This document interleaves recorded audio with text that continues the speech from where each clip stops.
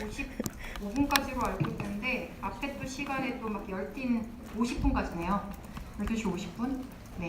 앞에서 되게 열띤 수업을 했고 일단은 저는 시간을 굉장히 중요하게 생각하는 사람이라 50분까지는 끝내드릴게요. 제가 오늘 말씀드릴 내용은 신경병증 통증에 관련된 내용이에요. 일단은 강의 내용은 보시면 신경병증 통증이 뭔가에 대해서 설명을 드리고 그 다음에 대표적인 질환, 대상포진후 신경통하고 CRPS라고 복합부위 통증 증후군하고 기타 이제 신경병증 통증에 대해서 대략적으로 말씀을 드리고 치료를 하고 요약해서 마치도록 하겠습니다. 제가 이제 어차피 이 그림대로 모양대로 다 있어가지고 뭐 굳이 이름을 안 불러도 빈자리만 체크하면서 할 수도 있는데 이름을 다 부르는 거는 일단 지금 본과시잖아요, 그죠? 네, 얼마 있으면 또 실습도 나가실 거고 어차피 의사라는 직업을 중도에 뭐 탈락되지 않는 이상 다들 여기서 대부분은 의사 선생님을 할 거고 환자를 상대로 하고 그분들을 진단하고 치료하는 걸 목적으로 하는 이제 업으로 가지고 사실 분이신데 실습 나가실 때부터 이제 선생님이라는 이야기를 듣고 사실 거예요. 지금이야 제가 뭐 가르치는 선생님 입장으로 여기 있고 학생 입장으로 있지만 뭐 5년, 10년 지나면 그때는 이제 어차피 동료가 되는 거거든요.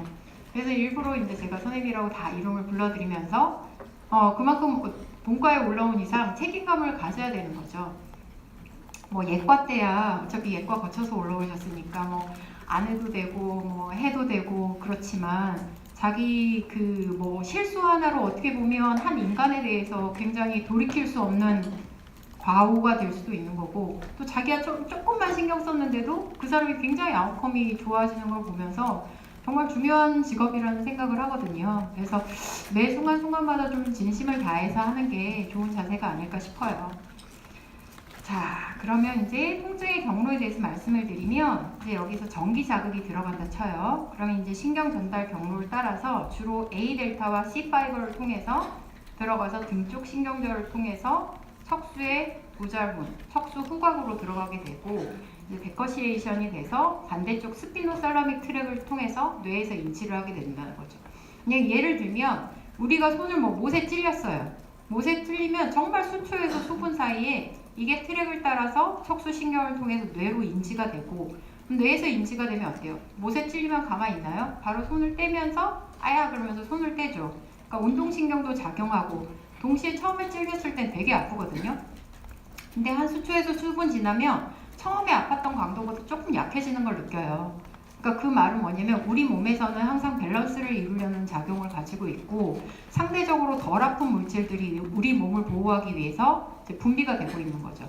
그래서 여기가 이제 딱지가 않고 딱지가 떨어져서 나을 때까지 우리는 뭐 약을 바르거나 밴드를 붙이거나 아니면 진통제를 먹거나 아픈 데가 좀 닿지 않게 하면서 딱지가 떨어지고 나을 때까지 조심하게 하는 거죠. 그러니까 그때의 통증은 우리 몸을 보호하는 알람 사인인 거예요. 경고 사인. 그렇게 되는데 아까 제가 뭐 못에 찔리면 수초에서 수분간 통증을 느끼는데 그 시간이 일정 시간이 지나면 처음 아팠던 데보다 조금 덜하게 돼요. 단 어디에 부딪히거나 뭐 물에 닿거나 이랬을 때 통증이 유발될 뿐 처음보다는 좀 덜해지는 걸 느끼는데 그런 이유가 우리 뇌에서는 자체적으로 통증을 좀 덜 느끼는 물질들이 자기가 몸에 손상을 받았을 때 분비가 되는 거거든요. 대표적인 물질들이 이제 세로토닌하고 노에피네프린, 도파민 이렇게 세 가지가 가장 대표적인 거고요. 상대적으로 저희가 이제 만약 찔렸는데 밴드를 붙였는데 여기 어디에 스치거나 뭐 물에 닿아서 뚱뚱 붓거나 그랬을 때 더 아프게 느껴지는 그런 증폭 증상을 나타내는 게 대표적인 물질로는 서브스탄스 P와 글루타메이트가 있어요. 그래서 이런 물질들이 이제 우리 몸에서 밸런스를 이루면서 치유의 과정까지 이제 조화를 이루게 되는 게 우리 몸의 생리인데 그래서 이때까지의 통증은 아까 어떤 한 질환의 증상이고 그 다음에 우리 몸이 치유되기까지 우리 몸을 보호하는 경고 사인인데 이 통증이 계속 지속되다 보면 이제 모식도는 이제 신경학과 전달 과정이 오면 신경 말단에서 이 주황색 삼각형 물질이 분비가 돼요.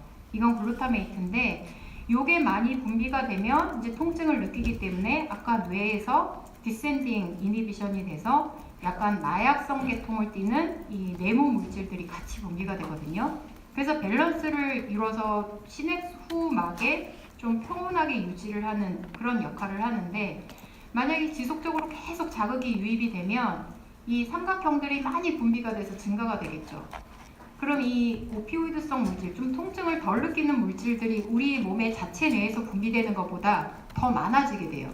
그럼 이럴 때 예를 들어 저희가 진통제를 먹게 되면 이 오피오이드성 물질들이 일시적으로 증가가 되는 거고, 뭐 신경주사 치료나 기타 치료를 하게 되면 이런 거를 일시적으로 증가시킴으로써 서로 밸런스를 이루어주는데, 얘가 계속 증가가 된 채로 다른 상호 밸런스를 보충시켜주는 물질이 없게 되면, 계속 흥분시켜주는 물질들만 가면 나중에 이게 너무 지속됐을 때 그 시냅스 후막에서 아예 변형이 일어나 버리는 거예요.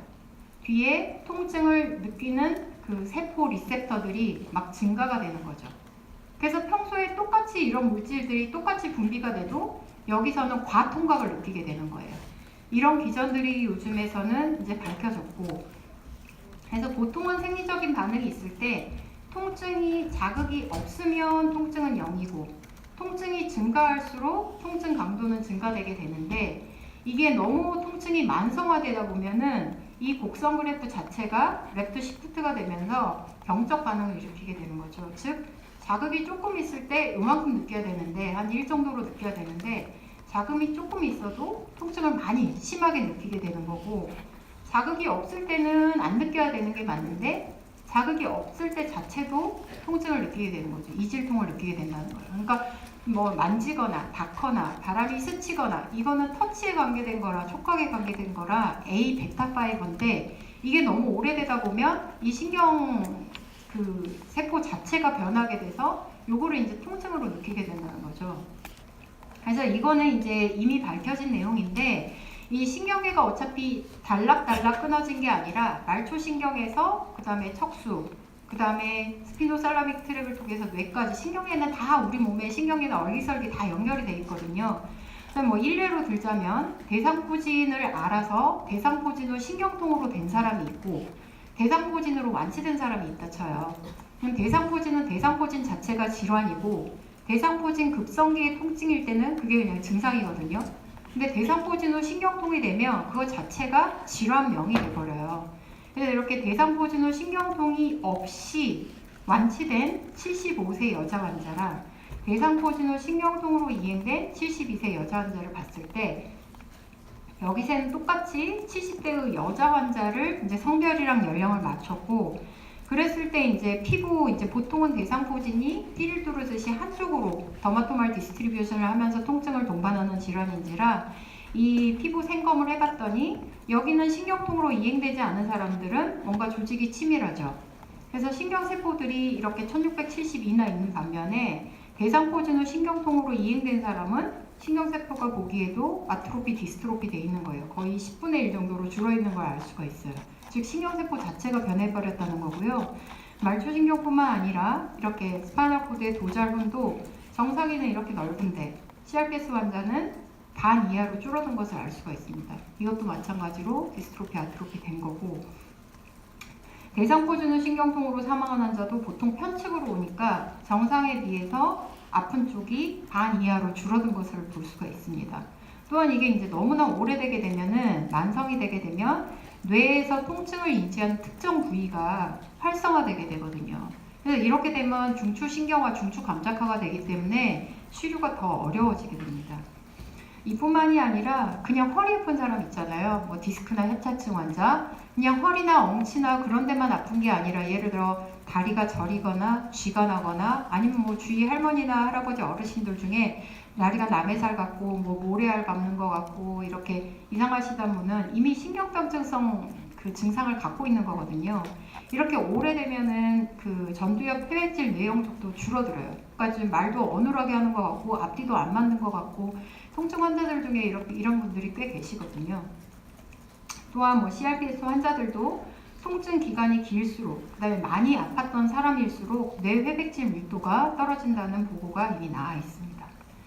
그래서 이제 통증을 구분을 하자면 근만성 정도에 따라서 이게 급성 통증이냐 만성 통증이냐, 그 다음에 병태 생리학적으로 이게 통각수용기성 통증이냐, 즉 체성 통증, 내장성 통증이냐, 아니면 신경계에 문제가 생겨서 생긴 신경혈증 통증이냐, 이렇게 구분을 하게 되고, 타입에 따라서 계속 지속적으로 아픈 통증이냐, 아니면 그때그때 순간순간 수초에서 수분간, 아니면 몇 시간 동안 아픈 브렉스루 페인이냐, 돌발성 통증이냐, 이렇게 구분을 하게 되는 거고, 이렇게 구분을 하는 거는 결국은 환자를 치료하기 위함인 거죠. 이렇게 구분을 하면서 환자의 치료 약제나 치료 방법이나 시술 패턴이나 이런 게 틀려지는 겁니다.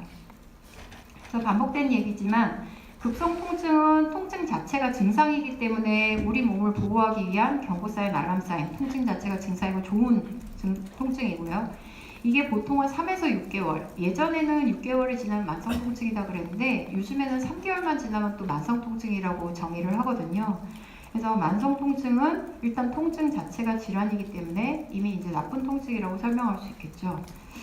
그래서 이제 크게 보면은 아까 병태 생리학적으로 노시셉티브 페인은 뭐 동상을 했던 화상을 입었다든지 아니면 케미컬적으로 아니면 미케니컬적으로 이렇게 해서 여러 가지 각가지 자극들에 의해서 통각 수용기에 입력이 되면 그것 자체가 뇌를 느끼게 되는 거고, 이제 중요한 여기서 신경병증 통증의 정의에 대해서 이제 학습 목표 중에 하나니까 말씀을 드리면 말초신경계든 중추신경계든 어디든지 신경에 병변이 있거나 병이 생겨서 생기는 증상 또는 질환을 말하는 게 신경병증 통증입니다. 그래서 보통 통증이 뭐 아프다 이런 게 아니라 얘는 뭐 만졌을 때 아프다, 아니면 그냥 가만히 있는데도 확확 전기 오듯이, 아니면 칼로 베듯이, 뭐 못으로 쿡쿡 찌르듯이, 아니면은 뭐 다르게 증상을 나타내는 거죠. 이거는 신경계 자체가 흥분을 하기 때문이고요. 말초신경이든 척수든 뇌든 어디서든 나타날 수가 있습니다. 그렇기 때문에 이제 통증을 신경병증 통증과 통각수용기성 통증을 구분을 해보면 보통은 이제 신경병증 통증의 대표적인 거로는 대상포진후 신경통, 그 다음에 당뇨병성 말초신경병증, 3차 신경통, 복합부위 통증 증후군, 뇌졸중 후 통증 증후군, 그 다음에 수술 후 신경병증 통증, 외상 후 신경병증 통증 이렇게 나눠볼 수가 있겠고, 뭐 통각수용기성 통증은 흔히 말하는 뭐 관절통이라든지 아니면 뭐 골절에 의한 통증, 수루 통증, 아까 급성기의 수루 통증의 정의는 3개월 이내니까요. 3개월 이내까지는 수술 후 통증이라고 보시면 되겠고, 만약에 3에서 6개월이 넘었는데도 계속 아프다, 그러면 신경병증 통증 양상을 가지고 있다고 보시면 되겠습니다. 물론 이제 혼재되어 있는 양상으로는 목이나 허리에서 신경학적으로 디스크나 협착에 의해서 지속적으로 신경이 눌리면서 생기는 통증이나 뭐 암성 통증, 손목 터널 증후군 등이 있을 수 있습니다. 그래서 아까도 말씀드렸지만 신경병증 통증의 정의는 신경병증 통증은 말초신경계나 중추신경계의 병변이나 질환에 의해서 나타나는 통증이다. 그래서 말초신경이든 중추신경이든 어디서든 신경병증 통증이 나타날 수 있습니다. 그래서 신경병증 통증의 증상은 아까 좀 둔하거나 남의 살 같다, 아니면 힘이 빠진다, 뭐 자갈밭을 밟는 것 같다, 이런 음성 증상과 함께 뭐 만졌을 때 아프다, 죄송합니다. 만졌을 때 아프다, 가만히 있는데 스파이크가 확확 튀어나오면서 자발통이 느껴진다, 이런 양성 증상까지 양성과 음성 증상을 동시에 가질 수가 있겠고요. 신경 자체가 문제가 있기 때문에 가만히 있어도 이렇게 신경계의 자발적인 방전이 일어나서, 즉 스파이크가 확확 튄다는 거죠. 액토픽 디스차지가 일어나서 통증을 느낄 수 있고, 또한 척수 후각에 이제 알파2 델타 프로틴이라고 이제 그 물질 자체가 변해가지고 더 신경병성 통증을 더 가중시킬 수도 있겠고요.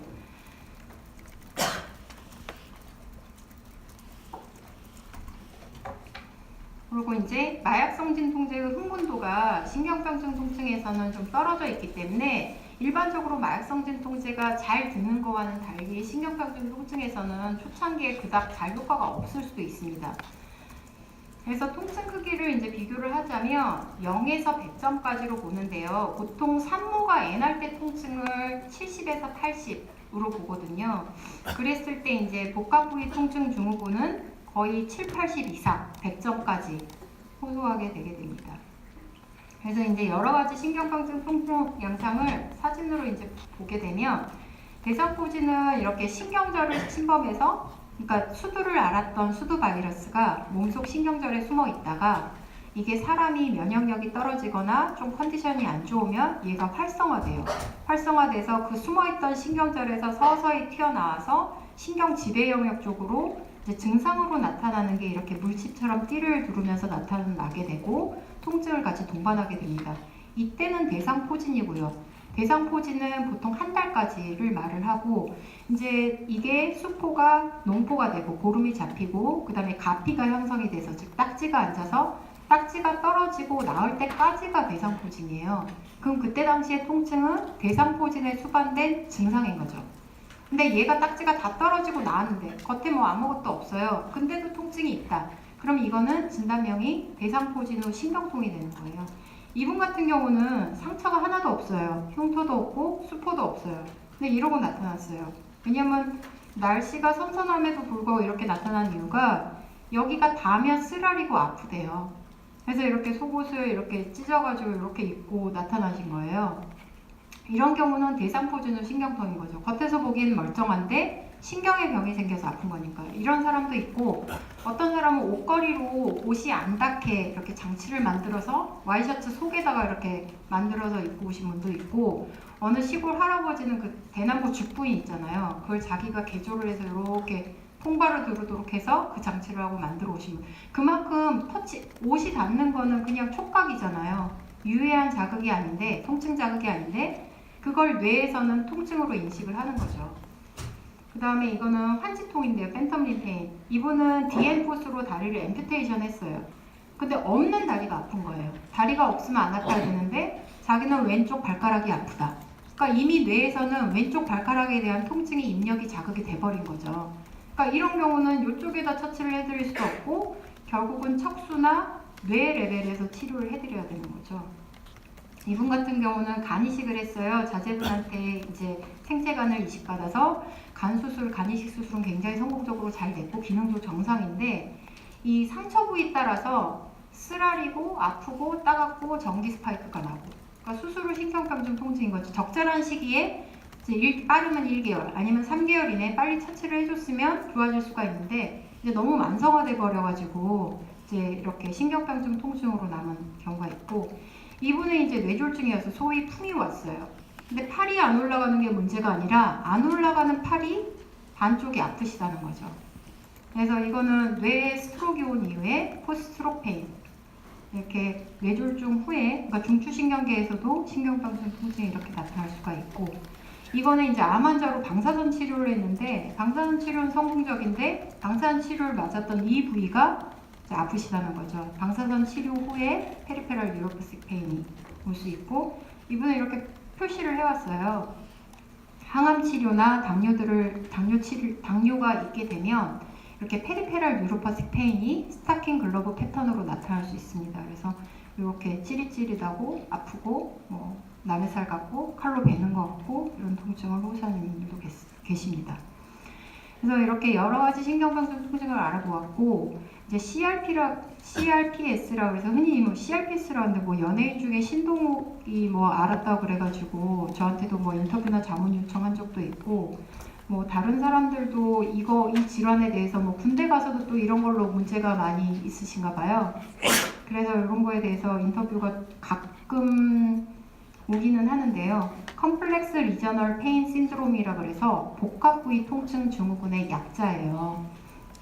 그래서 이거는 쉽게 말하면 신경계의 이상이나 병변에 의해서 몸 전체의 신경계에 이상이 생기는 병이에요. 그래서 아까 말씀드린 신경병증 통증 증상이 일어날 수도 있고 신경계는 우리가 이렇게 손으로 움직이면 이거는 운동신경이고 그 다음에 이렇게 꼬집으면 아픈 걸 느끼는 게 감각신경이잖아요. 근데 그것뿐만 아니라 자율신경계도 있잖아요. 교감신경, 부교감신경. 그러니까 신경계는 아까 그물망처럼 다 연결이 돼 있다고 그랬기 때문에 그런 거에도 다 이상이 나타날 수가 있는 거예요. 그래서 아까 말한 뭐 이질통, 통각과민, 이상감각, 감각과민 저하, 그러니까 감각신경이나 운동신경뿐만 아니라 자율신경에도 이상이 생겨서 아픈데 색깔이 변해요. 빨갛게 변하거나 검붉게 변하거나 파랗게 변하거나 아니면 아픈 쪽에 땀이 더 나거나 덜 나거나 그 다음에 피부 온도가 차갑게 느껴지거나 뜨겁게 느껴지거나 그 다음에 붓거나 아니면 아예 가늘어지거나 아니면 심리 상태도 이렇게 아프다 보니까 사람들이 우리가 봐서는 너무 이게 뭐 조그만 일에도 화를 내고 감정 조절 못해서 막 울고 소리 지르고 이런 경우가 있고, 그다음에 손톱이나 그런 발톱이 이상하게 자라요. 아예 다 빠진 사람도 있고, 아니면 털이 더 나거나 덜 나거나, 아니면 이렇게 도마뱀처럼 이렇게 파충류처럼 다 갈라지고, 아니면 손발톱이 막 깨지거나 부서지고 이런 사람들도 있습니다.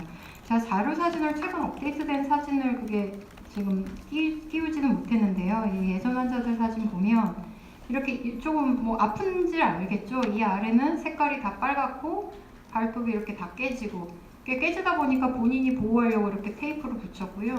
이분은 보시면 어디가 아픈 쪽인지 알겠죠? 보면은 각질화돼 있고 이쪽 왼쪽 발목이 오른쪽보다 훨씬 가늘고요, 그죠? 자기가 이렇게 붙이고 다녀요. 이렇게 붙이고 다니거나 이렇게 걸고 다녀요, 표지판으로. 만지지 마세요. 만지면 돌발통이 와서 굉장히 아파하거든요. 여기 보시면 남자분인데 여기는 털이 많은데 여기는 굉장히 깨끗하고 맨질맨질해요. 털이 다 빠져버려요. 아니면 여기 보시면 여기는 손이 이런데 여기는 다 부어있고 보기에도 아파 보이고요. 이쪽은 문신을 했는데 이쪽은 아파서 못하는 거죠. 뭐 액세서리 굉장히 좋아하시는 분들도, 여자분들도 아픈 쪽에는 액세서리를 못해요. 이분 같은 경우도 이쪽이 다 이렇게 각질화돼 있고, 그렇죠? 색깔도 이상하고. 그래서 보통은 이제 체열제 여러 가지 검사법들이 있어요. 그냥 주관적, 예전에는 의사가 주관적으로 봐서 판단을 하고 만져서 아프다 그러고 체열 촬영에서 1도 이상 차이가 나는 의미가 있다고 해서 진단을 내드렸는데, 이게 세컨더리 게인도 있고 이게 희귀단치 질환으로 등록이 돼 있거든요. 그 다음에 뭐 이렇게 예를 들어 남자들 같은 경우 군대를 뺄 수 있다든지 뭐 다른 2차적인 이득 때문에 문제가 생기는 경우가 있어서 요즘은 진단 기준이 조금 더 스트릭트해졌어요. 그래서 뭐 주관적 증상 4가지 카테고리 중에 3가지 이상, 객관적 4가지 카테고리 중에 2가지 이상, 검사에서 확실하게 2가지 이상이 나와줘야 되는 거죠. 그래서 그 검사 중에 하나가 이렇게 체열 촬영을 해서 여기 보시면 아픈 쪽이 덜 아픈 쪽보다 1도 이상, 일단 색깔이 퍼렇게 돼 있죠. 1도 이상 차게 느껴지고, 삼상 볼 스캔이라는 걸 해가지고 그 3페이스 본 스캔을 해서 아픈 쪽이 덜 아픈 쪽보다 이렇게 어페이크가 증가되고, 그 다음에 이렇게 손으로 뭐 각질화나 뭐 부종이나 이런 게 입증돼야 되고요. 그 다음에 다른 걸로는 자율신경 검사라고 해서 땀이 더 나는지 덜 나는지 이런 거를 하는 검사가 있습니다. 그래서 이런 환자들을, 신경병증 통증 환자들을 포함해서 이렇게 치료를 하게 될 때 조기에 빨리 치료하는 게 좋아요. 그렇게 신경이 아예 비가역적으로 변하기 전에 빨리 치료하는 게 가장 좋고, 그 다음에 뭐 약물 치료, 주사 치료 좋지만 안 되면 빨리 시술을 하든지 뭔가를 해서 신경이 아예 변해버리는 걸 막는 게 중요하고, 네. 필요 시에는 꼭 통증 전문가한테 의뢰하는 게 필요하겠습니다. 그래서 반복되는 얘기지만 통증이 처음에는 증상이다가 이게 만성화되면 보통 3에서 6개월이 지나게 되면 질환 그 자체가 돼버리니까 항상 이렇게 만성화를 피하기 위해서 조기에 빨리 적극적인 치료를 해야 된다. 이게 이제 최신의 치료 개념이고요. 이제 각각의 신경계에 작용하는 약물들을 쓰게 돼요. 보통은 진통소염제를 많이 쓰게 되는데 정형외과나 신경외과나 재활학과나 이런 기타 과에서는, 가정학과나 진통소염제는 신경병증 통증에 도움이 안 돼요. 왜냐하면 신경에 병이 생긴 거기 때문에 신경에 관계된 약을 써야 되는 거예요. 그래서 만약에 말초 그 당시에 뭐 못에 찔렸다 그러면 뭐 엔세이드가 도움이 되겠죠. 로컬 아네스틱스나 스테로이드가 염증을 줄이기 위해서 도움은 될 수는 있지만, 만약에 신경 전도 상태를 따라서 이게 따라간다 그러면 컨덕션을 줄이기 위해서 가바펜틴, 뭐 프리가발린 같은 항정관제, 분류는 항정관제로 분류가 돼 있어요. 요즘은 그래도 환자들이 많이 이제 교육이 되고 홍보가 돼서 다행인데, 저 레지던트 때만 해도 뭐 간질약을 자기한테 처방했다고 화를 내시는 분도 계셨고, 요즘에도 있어요. 우울증 환자도 아닌데 왜 우울증 약을 처방하냐. 근데 그게 아니라 이제 뒤에 약물 치료해 보시면 알겠지만 1차 선택 약제가 이런 가바펜틴이나 카바마제핀이 3차 신경통 1차 선택 약제거든요. 이런 것들을 투여하는 이유가 신경이 흥분돼 있기 때문에, 신경에 병이 생긴 거라 신경이 흥분돼 있기 때문에 신경 흥분도를 떨어뜨려주는 약을 써야 이게 효과가 있고 나중에 이제 만성화나 중추 감작화를 막는 거거든요. 그래서 이런 식으로 약을 투여를 해야 되고, 아니면 이제 중추 감작화를 막기 위해서 뭐 마약성 진통제나 케타민이나 이런 것들을 투여하고, 기타 이제 그 디센딩 이니비션을 증가시키기 위해서 아미트릴틴이나 벤라팍신, 일라시프란 이런 약들을 쓰기도 합니다. 어차피 아미트릴틴이나 벤라팍신 같은 경우는 이제 그 정신건강학과에 쓰시는 약하고도 겹칠 수 있는데 저희가 쓰는 통증 경감 목적으로 쓸 때는 용량이 좀 차이가 있어요. 그래서 같이 이제 약물 치료를 하게 되면 보통 이게 유명한 WHO의 그 통증 사다리 개념인데 처음에 경미한 통증일 때는 비마약성 진통제와 보조제를 쓰고 그 다음에 중등도 통증일 때는 거기다 약한 마약성 진통제와 보조제를 쓰고 심한 통증일 때는 강한 마약성 진통제와 보조제를 쓰게 돼요.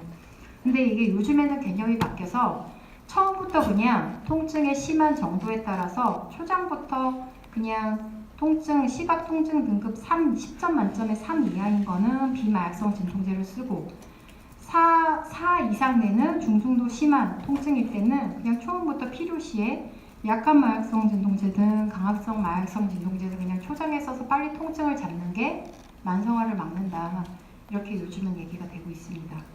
그래서 아까도 말씀드렸듯이 진통소염제나 폭스트 이니비터는 염증성 통증에는 효과적인데 뉴로퍼식 페인에는 효과가 없는 걸로 알려져 있고 그래서 이게 제가 2010년도에 대한통증학회지 종설에 쓴 내용인데 통증이 중증도나 심할 때 신경방증 통증 양상이 있으면 그냥 처음부터 항정관제, 가바펜틴이나 프리가발린 혹은 그 항우울제 개념으로 통증 조절 목적으로 그러니까 아날제식 안티디프레센트 통증 조절 목적으로 항우울제를 쓰라는 거죠.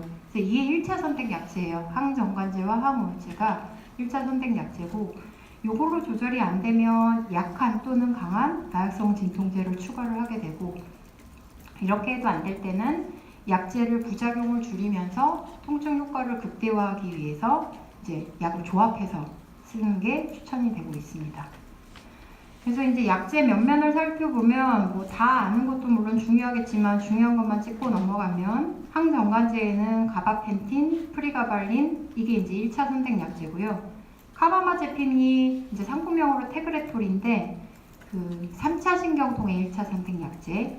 피라메이트가 편두통, 만성 편두통의 1차 선택 약제 이렇게 되겠습니다. 그 다음에 이거는 약제 기전에 관한 거고 특히 3차 신경통의 1차 선택 약제인 카바마제핀, 상품명 테그레톨은 부작용으로 스티븐 존슨 신드롬이나 아그레뉴로사이토시스, 아플라스틱 암네미아, 즉 본메로우 디프레션을 억제시키는, 그러니까 본메로우를 좀 억제시키는 부작용이 있기 때문에 간 독성뿐만 아니라 보통은 6개월에 한 번씩 그 피검사를 권해드리고 있습니다.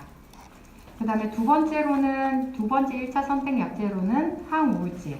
그래서 항우울제는 크게 카테고리를 분류하면 사망계 항우울제와 그 다음에 SSRI, 선택적 세로토닌 억제 이니비터. 죄송해요. 그 다음에 이거는 세로토닌 노에피네프린 리업테이크 이니비터.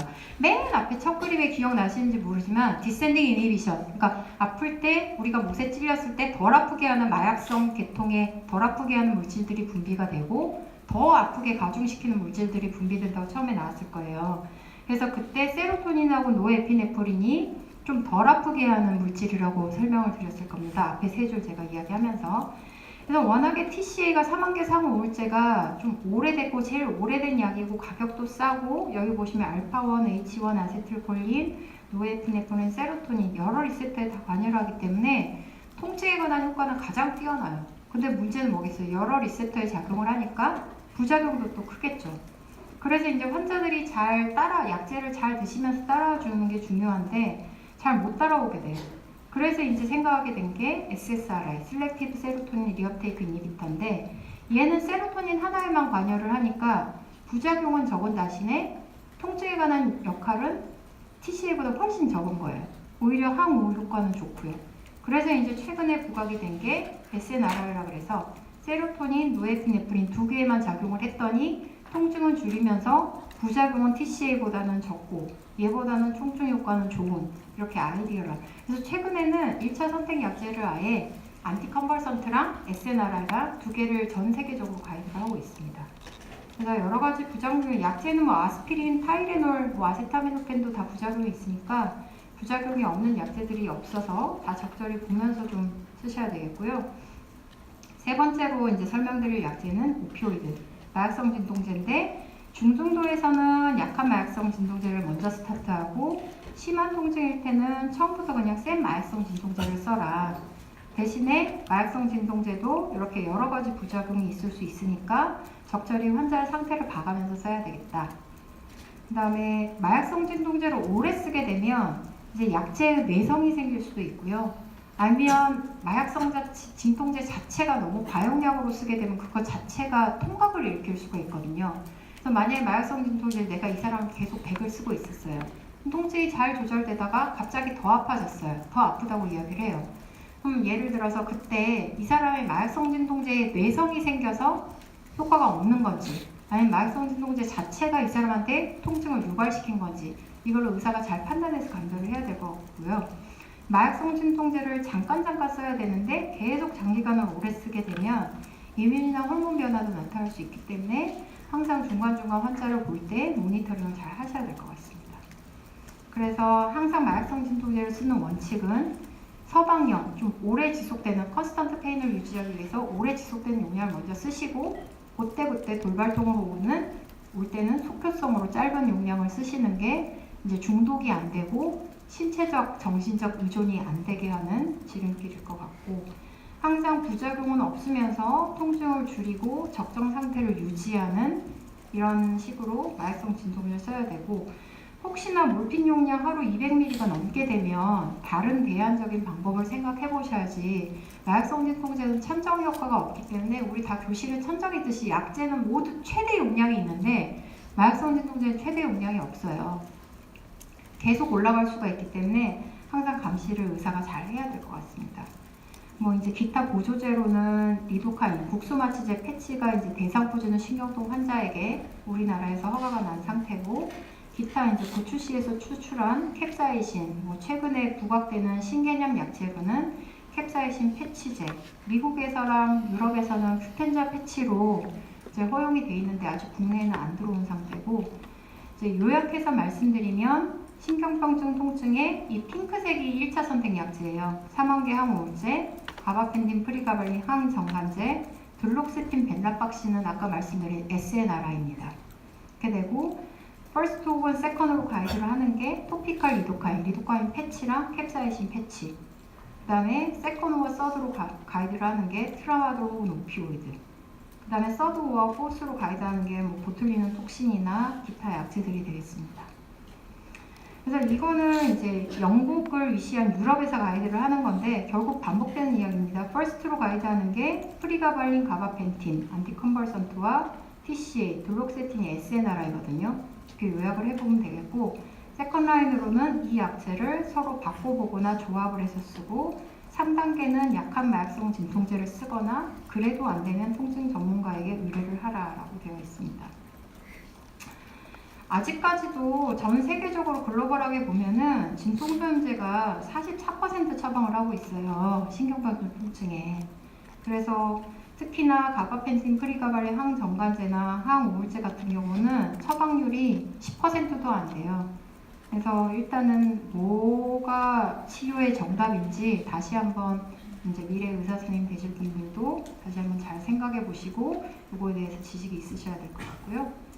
그 다음에 이제 기타 보조적인 이제 약제 말고 비약물 치료로는 이제 신경차단 치료를 초음파 보면서 예전에는 저 레지던트 때만 해도 그냥 블라인드로 했거든요. 저 실습 올 때는 처음에 그때 당시에는 마취통증학과가 그닥 인기 있지는 않았어요. 제가 본사 때만 해도. 실습 보는데 저분은 서양학을 배운 사람인데 왜 한의사처럼 이렇게 김치는 환자들한테 찌르지 이렇게 생각을 하면서 왜냐면 마취과학이 저 학생 때만 해도 중요하지도 않고 관심도 없고 그때는 통증이 지금처럼 인기 있는 학문도 아니고 학생 때만 해도 약간 편하다?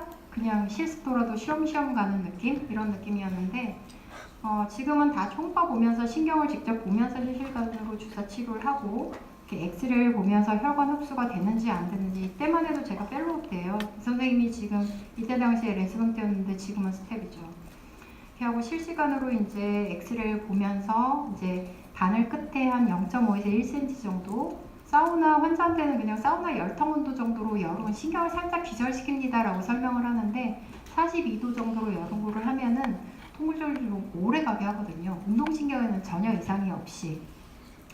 예전에만 해도 알코올로 막 태우고 알코올로 3차 신경을 태우고 명의가 되신 분들 지금 계시긴 하는데 요즘에는 암 환자 말고는 여명이 오래된 사람한테 그렇게 알코올로 태우거나 그러지 않아요. 왜냐면 저희가 신경방증 통증을 배운 사람이니까 그걸 아셔야 돼요. 신경에 병이 생긴 거에다가 또 신경에 해를 가하면 어떻겠어요? 더 스파이크가 일어나겠죠. 일시적으로 신경을 잠재울 수는 있어도 걔가 신경이 변하게 되면 더 말썽을 일으키는 거예요. 신경이 화가 났을 때는 오히려 신경을 다스리는 쪽으로 가야 됩니다. 그래서 고주파 여름무술을 하거나 이분 같은 경우 아까 제가 말씀드린 여기는 묵주팔찌를 하고 있어요. 아픈 팔이 어딘지 알겠죠? 여기는 막 이상하게 피부병변이 있고 부어있고 벌겋고 근데 일단은 이렇게 아까 고주파 여름무술을 하고 났더니 양쪽이 좀 비슷하게 돌아와 있고요. 이렇게 여러 가지 주사 치료나 시술이나 요걸 해도 안 될 때는 결국에는 척수 자극술을 하셔야 되는데 척수 자극술의 기전이 뭐냐면 저희 마사지기랑 비슷해요. 안마기. 아까 A델타하고 C 파이버가 통증에 관계된 세포인데 신경 파이버인데 너 파이버인데 A 베타 파이버가 처음 그 나타난 모식도에 있었을 거예요. 그게 촉각을 담당하는 거예요. 근데 관문 조절설이라 그래서 A 베타랑 C 파이버가 들어가는 동안에는 A 베타가 예를 들어 못 들어가고 A 베타가 들어가는 동안에는 A 델타 C 파이버가 못 들어가는 거예요. 안마기를 막 마사지를 하면 통증이 좀 이완되는 걸 느끼실 거예요. 그게 물론 근육이 이완되는 릴렉스 효과도 있겠지만 만져주는 감각 자체가 뇌로 들어가게 되면 그때는 통각 자체가 유입이 안 되는 거예요. 그래서 그런 기전을 이용해서 이렇게 척수에다가 자극을 가야 돼요. 미세한 전류, 기분 좋은 전류를 흘려주면 그 자극이 가는 동안에는 아픈 걸 못 느끼는 거죠, 뇌가. 그래서 그런 기준으로 하는 거고 이렇게 척수 자극술을 하게 되면 이거 아까 앞에 나왔던 환자분 사진이에요. 이렇게 각질화되고 손소리 이상하게 자라고 척수 자극술 하고 나서는 이렇게 말끔해지고요. 아니면 이렇게 허리, 다리 쪽으로는 이렇게 흉추에다가 심어주기도 하고 이것도 안 될 때는 약물주입기 삽입술을 이제 척수각 내 인트라세칼로 들어가게 되면 먹는 약의 300분의 1 내가 예를 들어 몰핀을 300을 먹었다 그럼 1만 들어가면 똑같은 효과를 나타내는 거예요.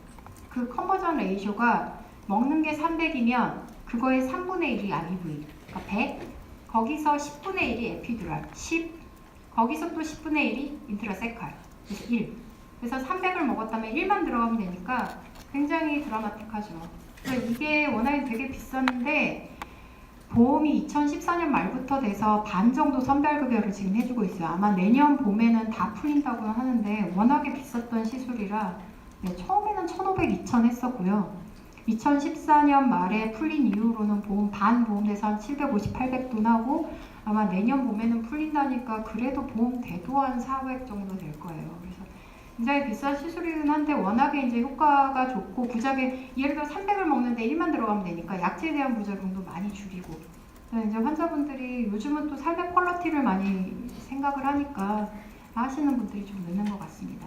그래서 이제 요약을 해드리자면 만성 통증은 급성 통증은 어떤 질환의 한 증상이라 좋은 알람 사인, 경고 사인인데 만성화되면 그 자체가 질환이다. 대표적인 걸로는 대상포진후 신경통, 당뇨병성 말초신경부러죠. 복합부위 통증 증후군 이렇게 있고 조기에 빨리 치료를 하는 게 좋고 신경병증 통증은 아까 정의가 말초신경계든 중추신경계든 신경계 자체의 병변이나 질환에 의해서 발생하는 직간접적으로 발생하는 통증이고 이 치료를 위해서는 약물적 치료, 비약물적 치료 같이 병합해서 해야 되겠지만 약물적 치료의 1차 선택 약제는 프리가발린, 가바펜틴 항정관제 그 다음에 SNRI, TCA 항우울제, 기타 마약성 진통제나 보조제 생각해 볼 수 있고 신경주사 치료나 시술이나 아니면 기타 자극술이나 약물주입기 삽입술까지 고려를 해볼 수가 있겠다. 그래서 이렇게 요약을 하고 강의를 마치도록 하겠습니다. 자, 끝나고 개인적으로 궁금하신 사람은 질문 주셔도 되고요. 마지막으로 아까 이철우 선생님이랑 이동현 선생님은 아까 오셨다고 했고 장민석 선생님 구제를 해줘야지. 백경원 선생님, 백정원 선생님, 박장희 선생님 안 하네.